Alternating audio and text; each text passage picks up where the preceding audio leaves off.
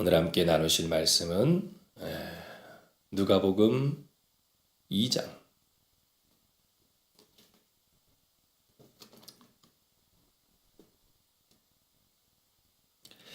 1절부터 7절까지의 말씀입니다.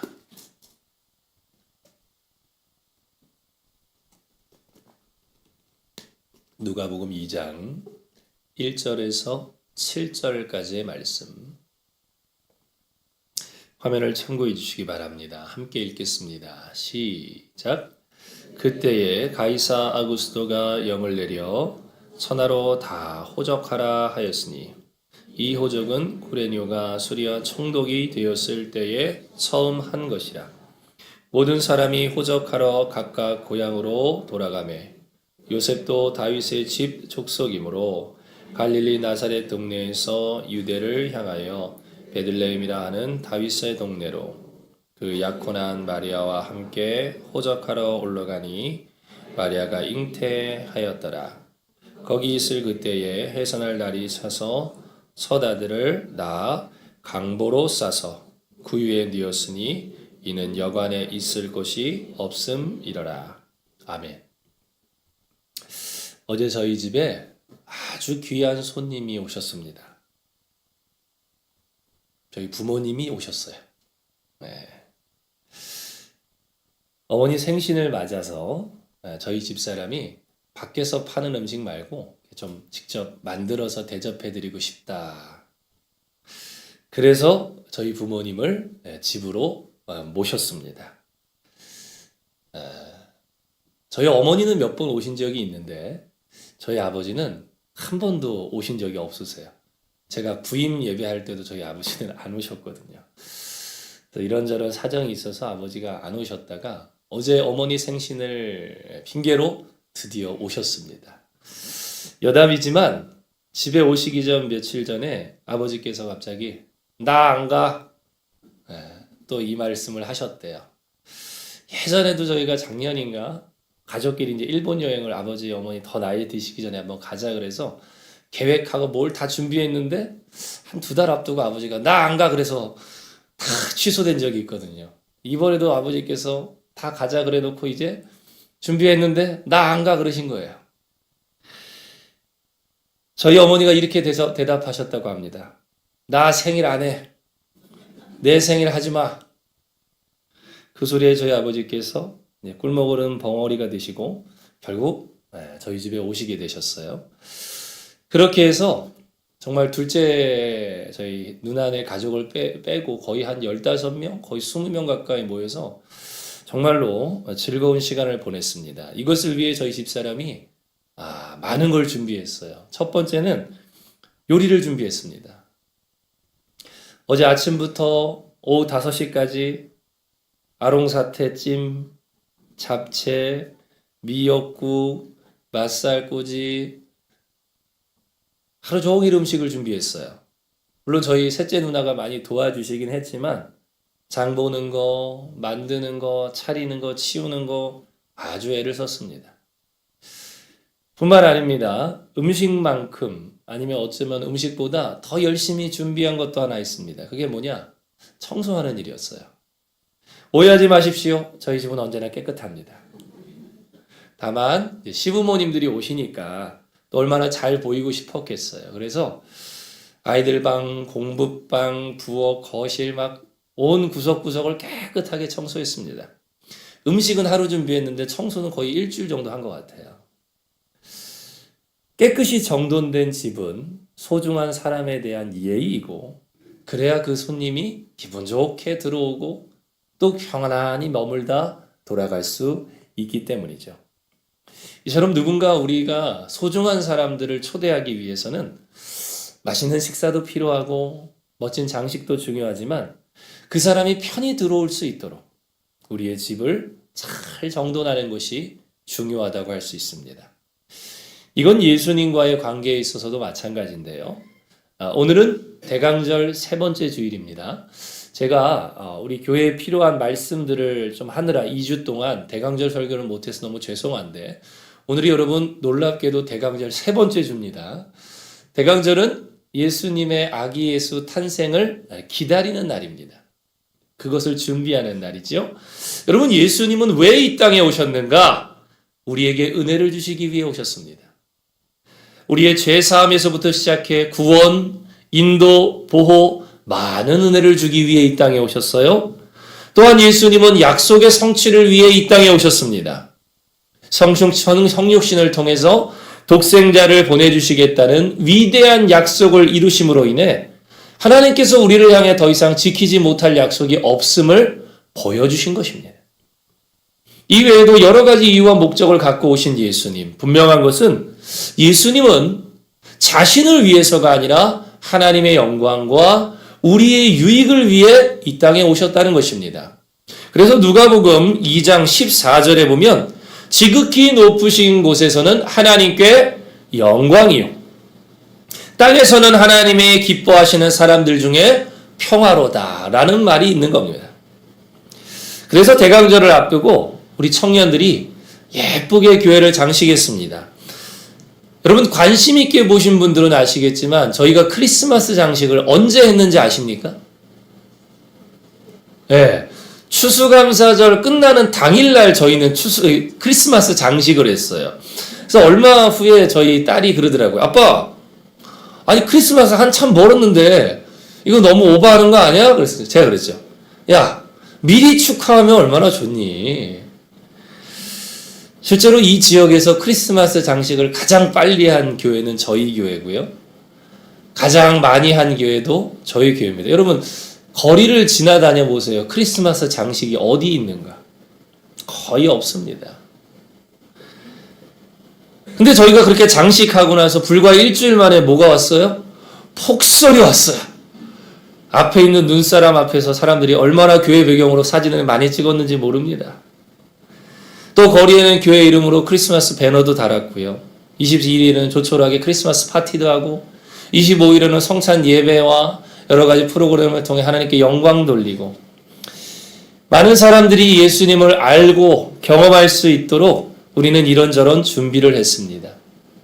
그런데 이것으로 끝이냐? 아니죠. 우리에겐 또 한 가지의 준비가 필요합니다. 그것은 바로 예수님이 내 안에 들어오실 준비를 하는 겁니다. 오늘 말씀 1절에 보니까 로마의 황제 아구스도가 당시 모든 사람들에게 각자의 고향으로 돌아가라 명령했습니다. 이에 마리아와 요셉이 베들레헴으로 가는 도중에 마리아가 갑자기 진통이 시작됐어요.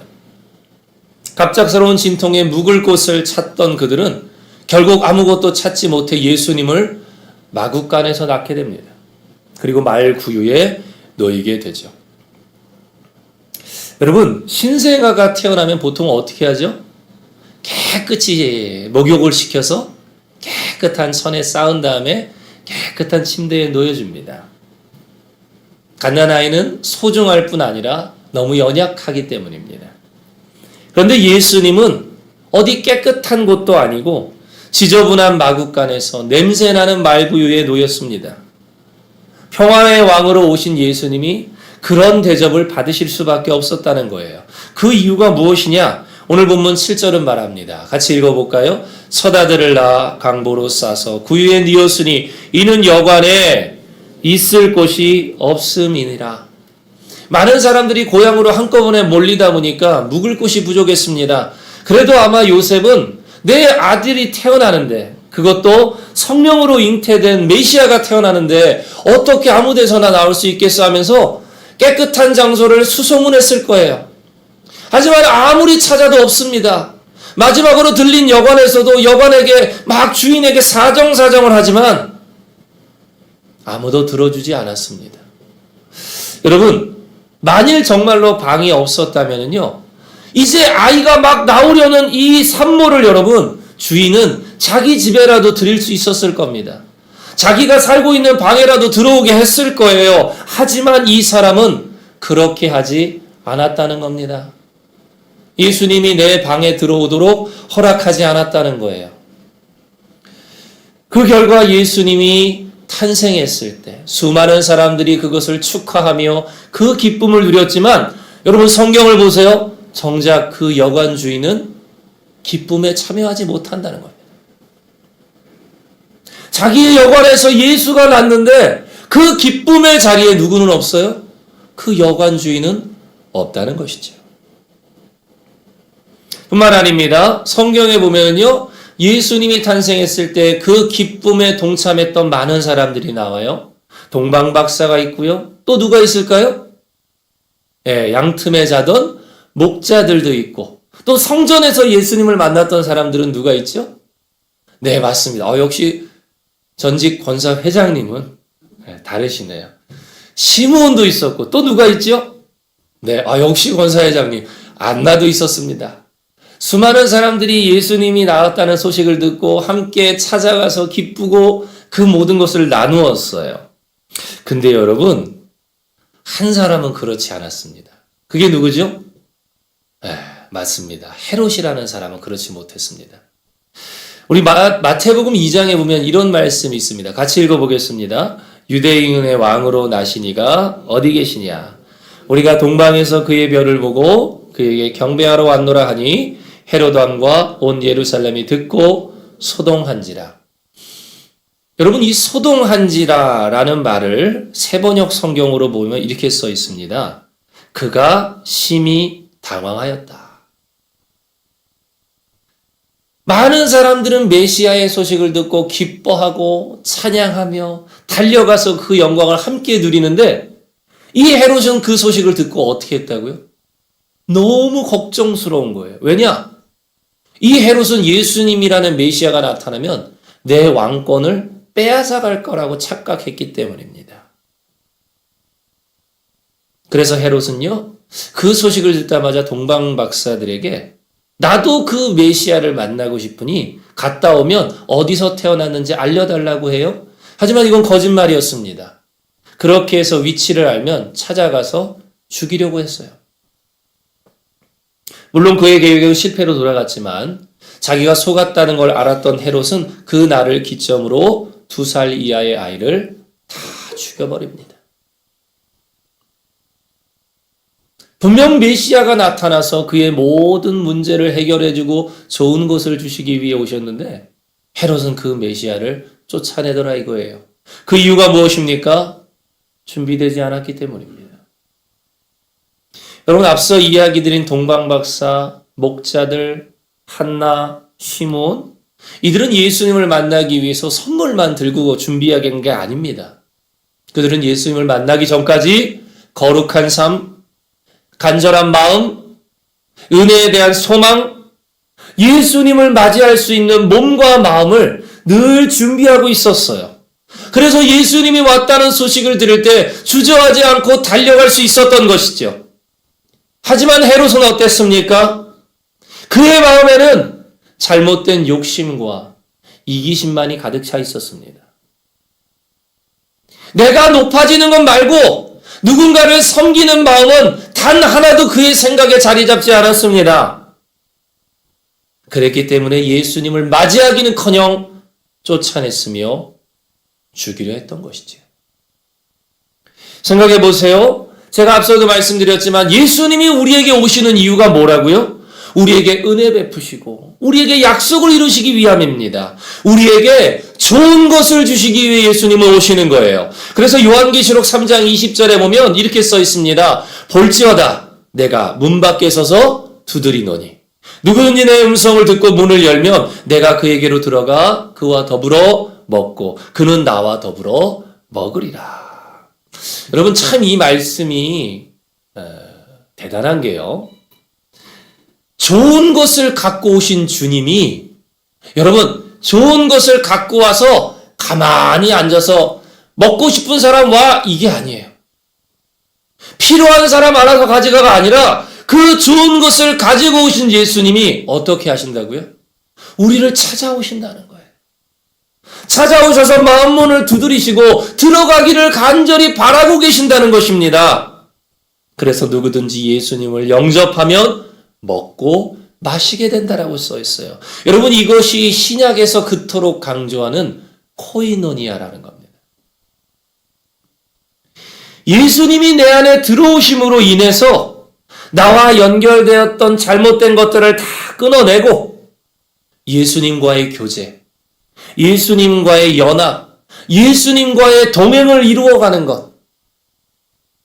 그래서 세상에 줄 수 없는 평안을 누리는 것, 내 힘으로 불가능했던 승리를 얻어가는 것, 여러분 이것이 예수님을 영접한 사람들이 누릴 수 있는 축복과 은혜입니다. 예수님은 이걸 주시기 위해 우리에게 오셨어요. 그럼 어떻게 해야 그것을 누릴 수 있습니까?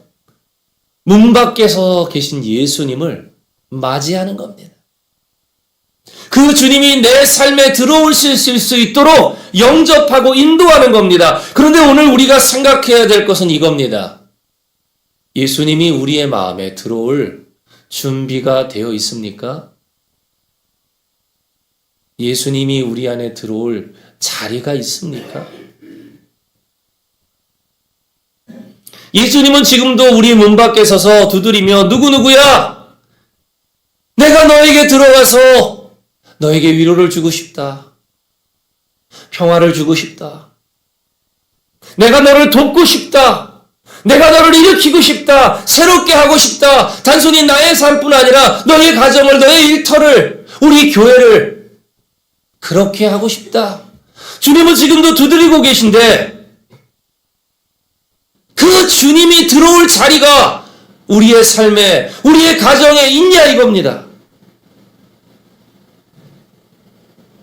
예수님이 그렇게 우리의 마음 문 밖에 서서 두드리고 계심에도 불구하고 우리의 삶의 바쁜 일상이, 분주함이, 그로 인해 생기는 피곤함이, 귀찮음이 예수님이 들어오셔야 할 자리를 채우고 있지는 않는다는 거예요.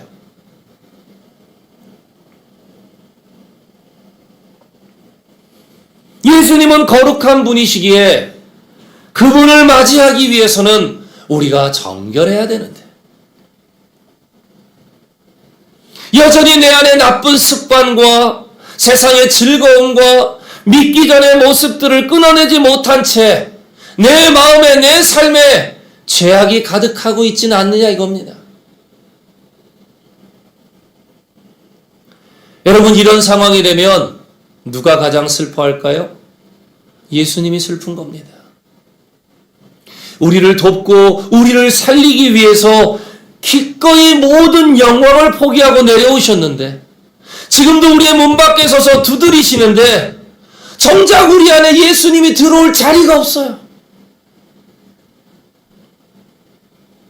주님을 향해 문을 열지 않아요. 그리고 계속해서 괴로움 속에 살아갑니다. 그런 우리를 보며 예수님이 얼마나 가슴 아파하시겠습니까? 반대로 그럴수록 누구는 기뻐할까요? 악한 영들은 기뻐하는 겁니다. 우리의 마음이 예수가 아닌 다른 것들로 가득해서 예수님이 우리의 문 밖에 서서 기다리면 기다릴수록 우리는 악한 영의 의도대로 살아갈 수밖에 없습니다. 그 의도는 분명합니다. 죄와 사망의 노예로 만드는 것입니다. 예수님이 없는 자리에 나쁜 것이 가득하고, 예수님이 없는 자리에 염려와 걱정이 가득하고, 예수님이 없는 자리에 부정적인 생각이 가득하니 우리는 그 죄가 시키는 대로 살아갈 수밖에 없는 것입니다. 생각해 보세요. 예수님이 주시는 자유를 누리는 게 좋습니까? 죄와 사망의 노예가 되어 살아가는 게 좋습니까? 아무리 예수님이 좋은 것을 갖고 오셨다 할지라도 우리의 마음이, 우리의 삶이 다른 것들로 가득 차 있다면, 예수님이 들어올 자리가 없다면, 예수님이 들어오도록 문을 열지 않는다면 우리는 자기 집에서 메시아가 났음에도 불구하고 그 기쁨과 전혀 상관없던 여관주인처럼, 메시아가 왔다는 소식을 들었음에도 불구하고 오히려 죽이려 했던 헤롯처럼 예수님이 갖고 오신 좋은 것들을 하나도 누릴 수가 없다는 것입니다. 대강절 세 번째 주일간을 보내는 지금 우리는 아름답게 교회를 꾸미고 여러 가지 즐거운 행사를 하고 또 연말연시를 보내는 거 다 좋은데요.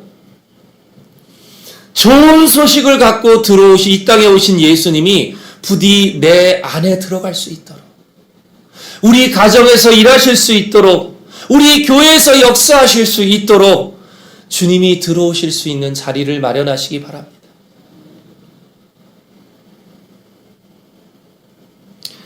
물론 처음부터 그 자리를 마련하는 건 쉽지 않을 겁니다.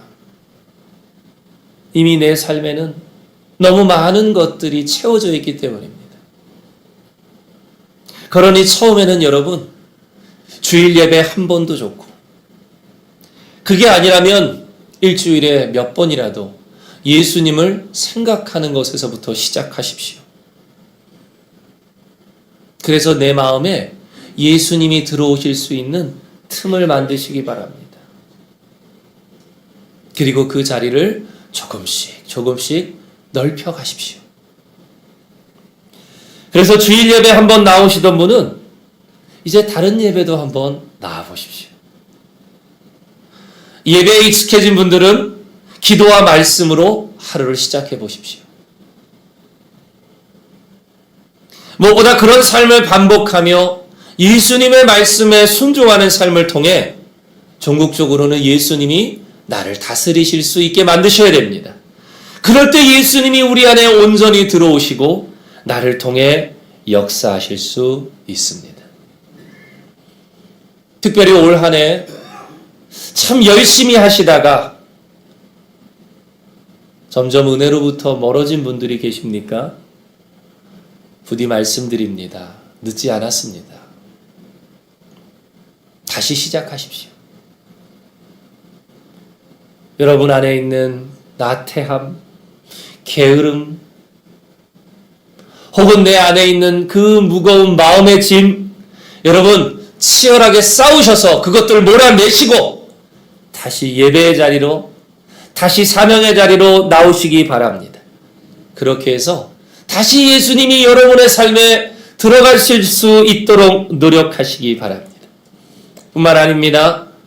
이제 보름 정도 지나면 올 한 해가 끝나죠?